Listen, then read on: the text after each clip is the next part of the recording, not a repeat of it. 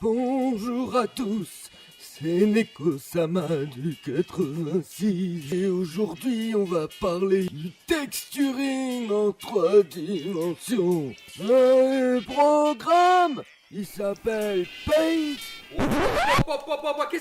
Qu'est-ce que tu fais là? Qu'est-ce que t'es en train de faire là? Tu démarres quoi là? Je fais ma présentation du texturing là. Du texturing? Non mais t'es sérieux là? Alors déjà je fais de la blague sur Paint au premier épisode et là tu recommences. Non, c'est pas une blague.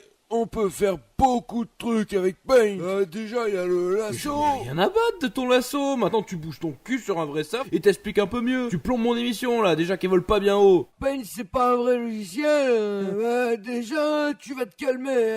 Je te rappelle, t'as fait une vidéo, elle est pas ouf. Ah ouais. Tu sais Timothée, c'est vraiment dommage. T'étais dans la fleur de l'âge pourtant. Mais qu'est-ce que tu fais là? Mais t'es trop arrogant. Ah, c'est ce qui t'aura perdu. Pas besoin de s'énerver. Mais tu sais Timothée, il y a un truc que je peux pas supporter, mais alors vraiment pas. Ouais, lâche ça, tu vas pas. Bouge pas. Oh, Utilise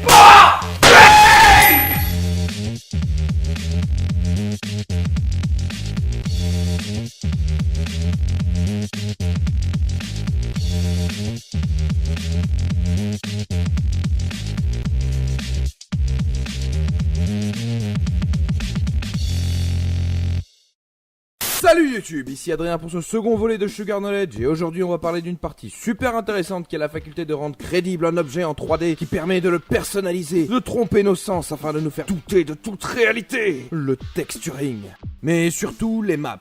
Et comme d'habitude, si vous débutez et que vous êtes largué sur quelques trucs, on va définir le jargon, le speeching, la définition, le vocabulaire qui est propre au texturing, de près ou de loin en essayant de pas s'endormir. Ouais, comme toi là-bas, ouais. Qu'est-ce qu'il y a? nous tiens dans ta gueule. Putain, t'es hyper violent aujourd'hui, qu'est-ce qui t'arrive? Je fais ce que je veux, ok? De toute façon, il n'existe pas. Bref. Donc après les fameuses étapes de modélisation et d'UV, dont je parle dans ma précédente vidéo, il y a le texturing. On utilise évidemment des textures, qui sont des images en 2 dimensions, pour les projeter sur un modèle 3D. Et bim, l'objet ressemble déjà plus à quelque chose.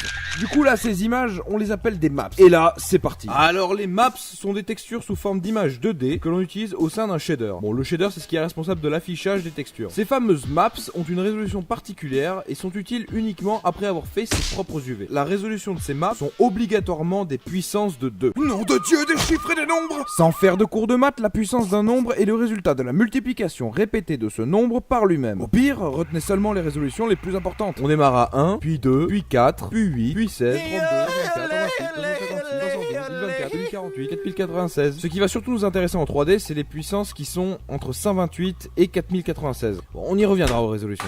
Maintenant, attaquons le vif du sujet, parce que lorsqu'on parle de map, il n'y en a pas qu'une seule. La color map ou diffuse sont des maps de couleurs. Elles contiennent les informations RVB utiles pour la couleur de votre mesh 3D. Pour un personnage, ce sera la couleur de sa peau, ses vêtements, et pour un bâtiment, ce sera la couleur de son bois, de son métal, etc.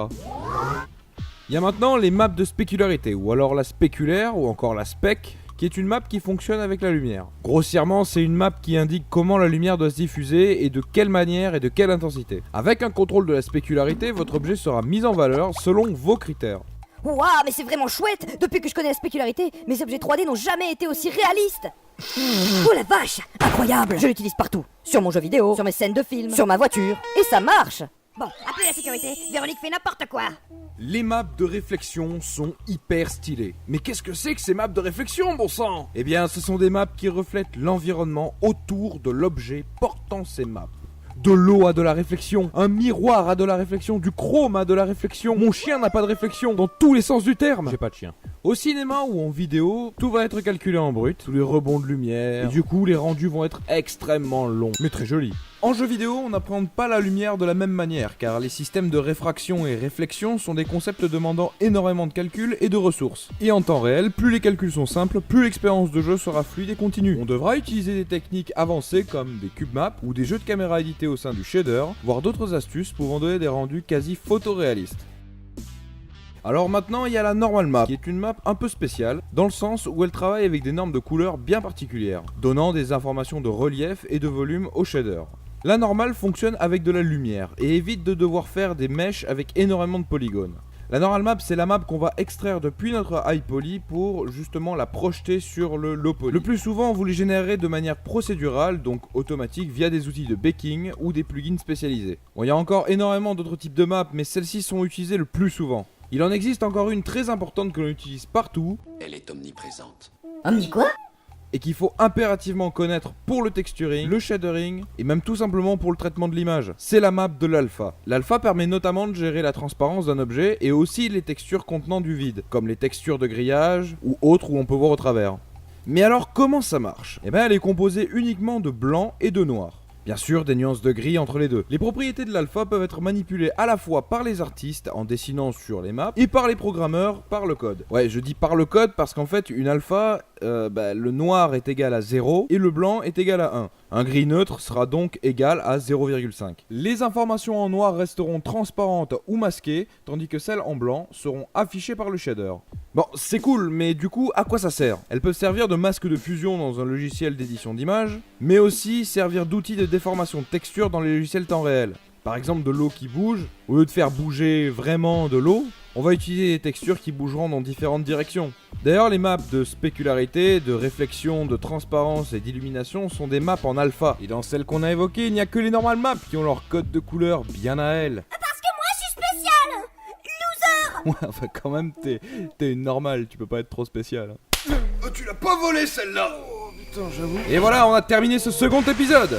Tout le texturing n'a pas encore été traité et il reste toujours beaucoup à découvrir. Je cherche encore quel type de format me plaît le mieux pour garder une régularité dans les vidéos sans empiéter sur la qualité. N'hésitez pas à me dire en commentaire ce que vous en pensez et si vous avez aimé, pouce en l'air, abonnez-vous et partagez cette vidéo. Et de cette manière, des millions d'enfants rêvant de création de jeux vidéo ou de films pourront s'épanouir vers la voie du numérique, grandissante dans leur cœur et ainsi gravir les parcours embûchés de la vie, poitrine bombée avec les armes de la connaissance éternelle.